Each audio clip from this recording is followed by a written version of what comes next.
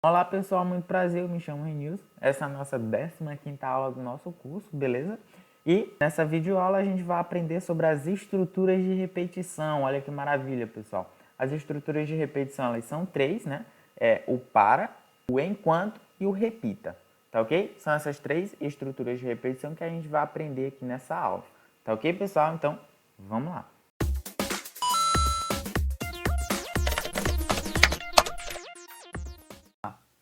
Ó, a primeira estrutura de repetição é o para, a segunda vai ser o enquanto e a terceira vai ser o repita, tá ok? A gente vai conseguir estudar elas nesta ordem, tá ok?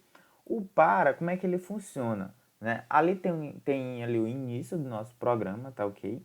E aí, posteriormente, ele encontra com uma condição, né? O programa encontra uma condição onde ele vai ter um limite.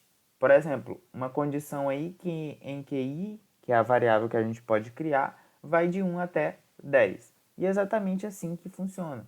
Uma condição i de 1 até 10. Tá ok? E aí ele vai repetir isso aqui várias vezes, tá ok?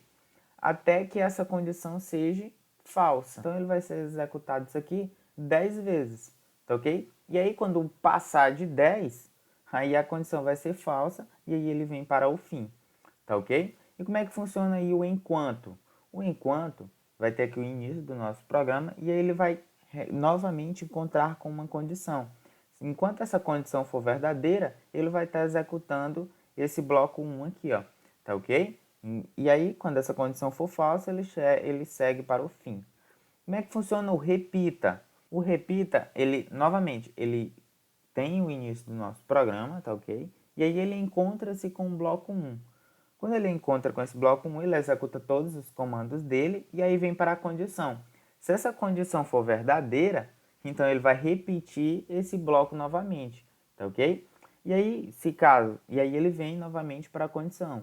Mas se caso essa condição agora for falsa, então ele segue para o fim do programa, tá ok? Ou do comando aí, né? Como você queira chamar. E aí, pessoal, vocês podem perceber assim, tá, mas são três tipos de repetições que funcionam da mesma forma. Eu posso escolher só uma e usar todas elas, não é verdade? Poderia pensar assim, mas ela tem uma lógica, né, para existir. Como, por exemplo, o para, ele precisa de um limite para existir. Nesse caso, a gente usou 10. O limite dessa nossa variável vai ser até 10. Mas se a gente não soubesse quantas repetições ele poderia fazer, né? Aí a gente teria que optar, por exemplo, pelo comando enquanto. O comando enquanto a gente não precisa dizer um limite para ele. A gente apenas precisa dar uma condição. Se essa condição for falsa, ele para de executar o programa. E, claro, a gente também pode dizer que é um limite infinito. Também podemos dizer isso no enquanto. Basta que a gente coloque esta condição para ficar verdadeira sempre. Não é verdade, pessoal? Se sem a condição sempre for verdadeira, então ele vai sempre executar esse comando. E aí vai se tornar um loop infinito. Tá ok? Cuidado aí para não travar, né, o seu programa nessas condições que você possa colocar aí na sua estrutura de repetição. Tá ok, pessoal? E por exemplo, agora eu não quero que ele execute primeiro a condição, eu quero que ele execute o bloco. Olha que maravilha. Eu quero que ele execute o bloco para depois testar a condição e ver se ela é verdadeira ou falsa para que ele possa executar novamente esse bloco. Olha que maravilha, pessoal. Esse é o nosso comando de repetição. Repita. Percebe que ela tem uma lógica aqui para a gente poder usá-las, não é verdade? Então, o repita, eu digo sempre que é o seguinte, né? Repita o bloco 1 sempre que a condição for verdadeira. Eu sempre digo essa palavra para mim nunca esquecer do comando. E o enquanto, da mesma forma, enquanto esta condição for verdadeira, execute o bloco 1. Tá ok? E o para, como é que funciona a frase aí do para? Para de 1 até 10, faça. Tá ok? Essa é a frase aí que eu normalmente uso para não esquecer do comando, tá ok? E aí eu consigo saber que o para ele tem um limite, o enquanto ele novamente testa a condição primeiro e o repita ele vai executar o meu bloco depois é que ele testa a condição, tá ok? E aí como é que funciona a sintaxe dessas estruturas, né? Como é que a gente faz o computador entender, né, essas nossas estruturas? Beleza, pessoal? Em Portugal, o para ele funciona da seguinte forma. A gente declara a nossa variável aí, a variável que vai cada vez ser iterada, né, somada a cada repetição.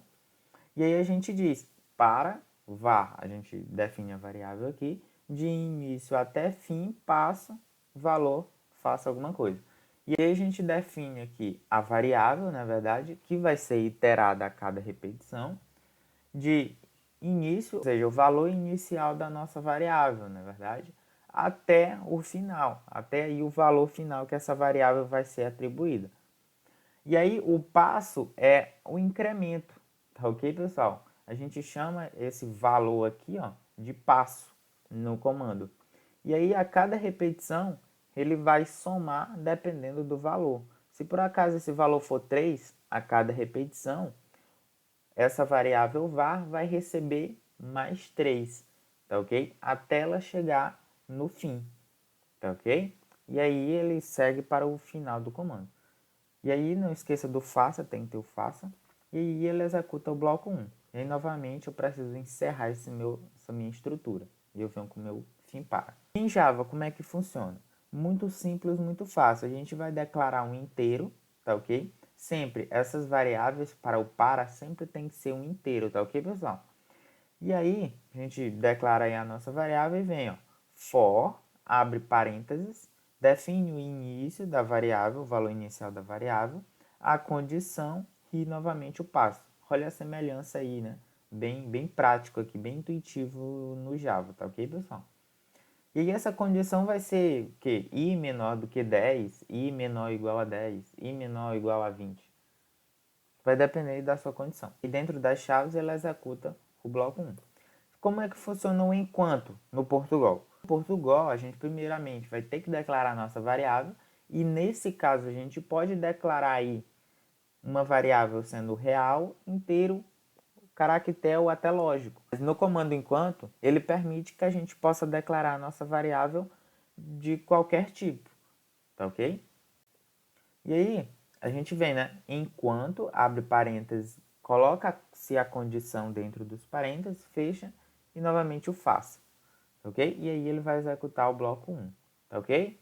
E eu venho com o meu fim enquanto. Em Java, a gente chama esse comando de while. Aí eu posso declarar a minha variável de qualquer tipo, pode ser double, int, string, char, booleano, tá ok, pessoal? Que é o lógico. E aí a gente vem while, escrevo a minha condição aqui, abro chaves e ele executa o bloco 1, tá ok? O repita em Portugal, como é que ele vai funcionar?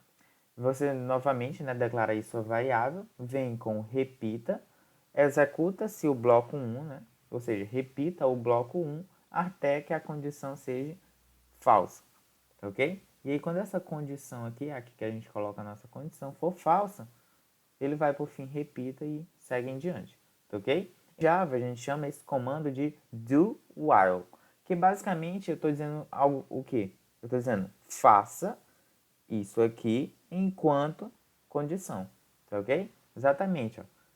Declaro a minha variável normalmente e eu venho, ó, do bloco 1 while condição.